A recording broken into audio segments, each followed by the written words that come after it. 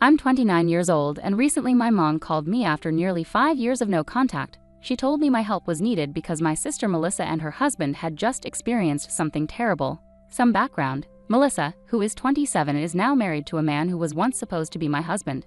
His name is Lucas, and we had been together since college. Lucas proposed to me after almost 5 years of dating, and he threw a surprise party for us on the night of our engagement. I was overjoyed until around 11 p.m. when I went into the backyard for better phone reception and caught Lucas and Melissa kissing passionately. They were so into each other that at first, they didn't even notice me standing there in shock. I couldn't believe Lucas would betray me like that after almost 5 years together, especially on our engagement night. When they finally noticed me, they quickly pulled apart, but the damage was done. I ran to my car, drove to the nearest hotel, and tried to process what I had seen. Then Melissa texted me, apologizing but saying she loved Lucas and that this had been going on for a long time. I was in my hotel room when I got that text, and it broke me down completely. Shortly after Melissa, Lucas texted me with a similar message. He admitted he only proposed to me hoping it would help him forget Melissa, but it didn't work. He said their love was undeniable and he saw me as a temporary distraction. It was devastating to hear. I stayed in the hotel for a few days, trying to gather myself and convince myself it was all a bad dream. After almost 4 days, I went home because I needed to sort things out and get back to work. When I returned, I found out my family had been living with Lucas the whole time, waiting for me. It would have been heartwarming if not for the circumstances of my departure. Everyone had tried to reach out to me while I was gone, but I hadn't responded to anyone. So when I finally showed up, it was chaos. Everyone greeted me warmly when I returned home, even Melissa. She hugged me tearfully, but I was too overwhelmed to react. After the initial chaos settled, I told them I was back only to gather my things and leave for good. Lucas had been quiet until then, but when I mentioned moving out, he spoke up. He said there was no need for me to leave because he had already packed his things. He planned to move in with Melissa now that everything was out in the open. When I returned home, my family seemed oddly cheerful despite the painful situation. They were all smiling, even though I couldn't find anything to smile about. Melissa and Lucas stood together awkwardly, looking sad yet smiling. I couldn't hold back anymore and asked my family why they were smiling. To me, Melissa had just ruined my engagement and taken away my boyfriend of nearly 5 years. There was nothing funny or sweet about it. My mother spoke up then, saying they couldn't change the past but could accept the future. They believed Melissa and Lucas were meant to be together, despite how their relationship started with cheating. They expressed regret but hoped I could understand and accept that this was the best outcome. Melissa apologized tearfully for falling in love with my boyfriend and wished she could have told me sooner. They claimed they were deeply in love and wanted to be together forever. Then, right in front of me, they kissed. My mother even wiped a tear away. I couldn't handle it anymore and told them their behavior was disgusting, not sentimental. To my surprise, my family got annoyed with me. They said I was being bratty and making it all about myself instead of being happy for my sister. I was shocked and demanded everyone leave my house.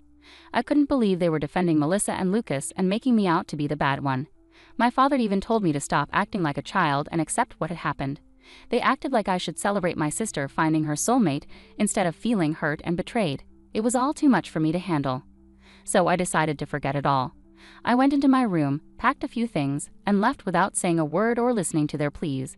They called after me, asking me to stay, but I had nothing more to say. It was painfully obvious that they cared more about Melissa's happiness than about me or what was fair. They were so focused on justifying Melissa's actions that they forgot I had feelings too. After that day, my family tried reaching out to me multiple times, but I ignored them because I didn't feel they deserved a response. A few weeks later, I received an invitation to Melissa and Lucas's wedding, which I declined. Many of our mutual friends also declined in support of me, and some relatives distanced themselves from my family after learning how they treated me. It's been 5 years now, and I've mostly cut them out of my life completely. Occasionally, they've tried to reconnect by sending birthday or New Year wishes, but I've always ignored them. I didn't block them, but I removed them from my social media to keep my life private. I wanted them to see that I was doing well and perhaps feel jealous. It was petty, but it felt justified after what happened. Until recently, I hadn't kept up with what they were doing. About 4 days ago, my mother called from an unknown number. I almost hung up, but she begged for a chance to talk because they were in urgent need of help. I agreed to talk to her briefly because she sounded genuinely distressed, and I couldn't ignore her in that moment. She explained that Melissa and Lucas had started their own business a few years ago, but it was failing miserably. Their investors were pulling out because the business wasn't making any profit. They tried borrowing more money, but that only worsened their financial situation. Now they were drowning in debt and being chased by loan sharks. Everyone from their employees to their investors and lenders was pressuring them. My mother knew I lived a comfortable life and was desperate, so she turned to me as a last hope. She begged me to loan Melissa and Lucas around $75,000 to help them clear their debts. So my mother was asking for help on behalf of Melissa and Lucas. I questioned why Melissa herself didn't reach out and why my mother was acting as a messenger. She explained that Melissa and Lucas didn't want her to involve me directly, likely because of what happened 5 years ago. Melissa wasn't ready to accept help from me, but my mother didn't know anyone else who could provide such a large sum quickly. Months had passed and Melissa and Lucas were struggling to make ends meet. My parents and even Lucas's family were doing all they could to support them, but it wasn't enough. Everyone had to think about their own financial security, especially since most in our family were retired, including Lucas's parents. With no other options, my mother called me for help. I could afford to help them, but I didn't want to. Melissa was right not to ask me directly for help. After what they did, they lost any right to make demands from me. I told my mother I couldn't and wouldn't help Melissa and Lucas. She was upset and said I was being cruel, urging me to think about our family. I pointed out that Melissa and Lucas hadn't thought about me during their affair, and our family hadn't considered me when supporting them. I had worked hard for my current position and wasn't going to give $75,000 to people who didn't deserve it. My mother started crying, accusing me of being selfish. She warned that Melissa and Lucas would face serious trouble without my help. I replied that I couldn't change my mind and ended the call. Since then, my mom has been texting me nonstop, begging me to change my mind and help my sister. She says I shouldn't seek revenge and that Melissa's situation is dire. If I don't help now, I might regret it later. It's really overwhelming, and I don't know how to respond without feeling like the bad guy. Am I wrong for not wanting to financially support my sister after she stole my fiancé 5 years ago? Update. So I finally decided to block my family. I should have done it years ago, but I kept them around partly so they could see what I was up to and partly out of fear that I might regret cutting them off if something bad happened to them. Now I realize I don't care anymore. Refusing to help my sister financially isn't about being petty, it's practical. They've already wasted a lot of money, and even if I gave them $75,000 now, I doubt they could pay it back. It's a substantial sum, and even with my resources, it's not something I can give away without expecting repayment. If it were a close friend, I'd expect the same. I talked to some friends about it, and they agree that not giving them money was the right call. It's not about revenge, but about being realistic. Now that I've blocked my mother, I don't have to deal with her trying to guilt-trip me anymore, so I feel relieved. Update 2.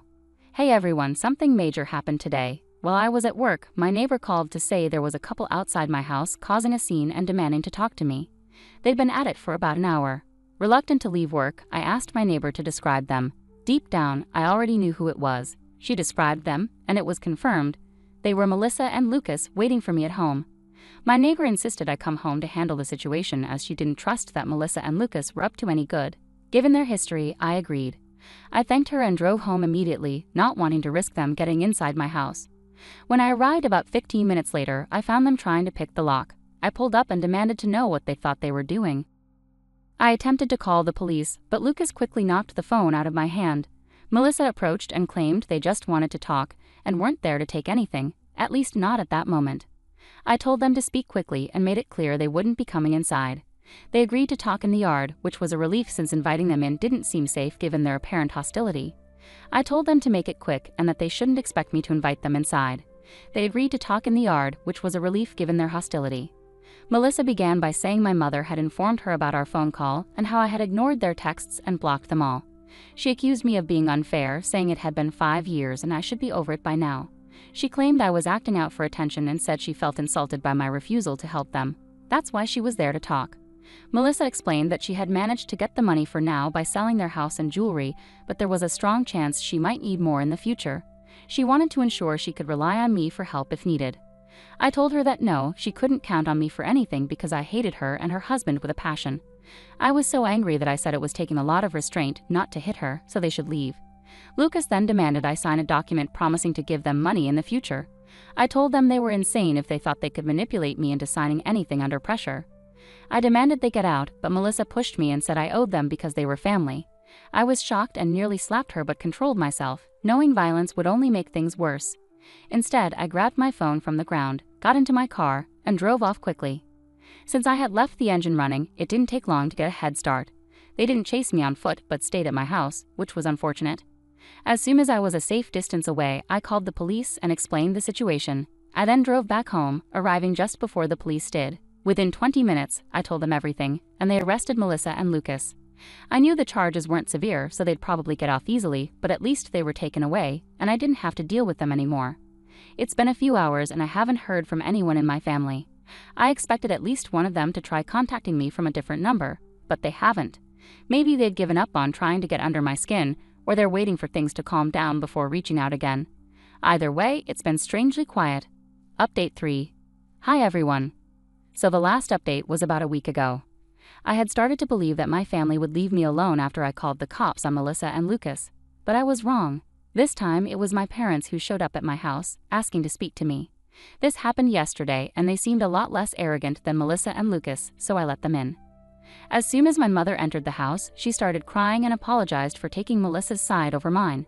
My father explained that after they learned about Melissa and Lucas getting arrested and physically pushing me, they couldn't look at them the same way and decided to cut them off. My mother continued to cry while my father admitted they were wrong for siding with Melissa in the past when I was the real victim. I told them that while I appreciated their apology and them finally coming to their senses, it was too little, too late. I was now used to living my life on my own terms and didn't want to go back to putting my family before myself. So even though I appreciated their visit and apology, I couldn't promise to work on our relationship. I felt there was no point in trying to salvage something that was already ruined, even if it was with my parents. They tried to convince me that we could fix things if we wanted to, but that was the problem. I didn't want to anymore. I just wanted to be by myself. I told them I respected their efforts, but I was done. They seemed a bit disappointed, but eventually they left and asked if I could at least unblock them so we could keep in touch. I have unblocked my parents, which feels weird, but that's it.